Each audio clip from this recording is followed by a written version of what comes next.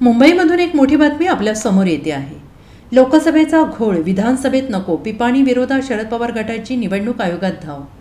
लोकसभा निवडणुकीत शरद पवार यांच्या राष्ट्रवादी काँग्रेसला तुतारी वाजवणारा माणूस हे निवडणूक चिन्ह देण्यात आलं होतं, तर अपक्ष उमेदवारांना पिपाणी हे निवडणूक चिन्ह मिळाल्याने शरद पवारांच्या पक्षाला फटका बसला आणि त्यामुळे शरद पवारांच्या राष्ट्रवादी पक्षाकडून निवडणूक आयोगाला पत्र धाडण्यात आले।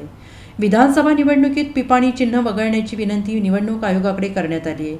शरद पवारांच्या राष्ट्रवादीला सातारा लोकसभेसह दिंडोरी लोकसभा मतदारसंघात पिपाणी या चिन्हामुळे निवडणुकीत फटका बसल्याचं सांगण्यात येते। सातारा मतदारसंघातील शशिकांत शिंदे यांचा 45,000 मतांनी पराभव झाला होता। या मतदारसंघात 37,000 मते अपक्ष उमेदवाराच्या पिपाणीला पडली आहेत। दिंडोरी लोकसभा मतदारसंघात शरद पवार गटाचे भास्कर भगरे यांनी केंद्रीय आरोग्य राज्यमंत्री डॉक्टर भारती पवार यांचा 1,13,199 मतांनी पराभव केला, तर अपक्ष उमेदवार बाबू भगरे यांना तब्बल 1,03,632 मतं मिळाली होती। बाबू भगरे यांचे चिन्ह पिपाणी होते। या पार्श्वभूमीवर शरद पवार गटाने निवडणूक आयोगाला पत्र पाठवले आहे। Bureau report, SBN Marathi, Mumbai.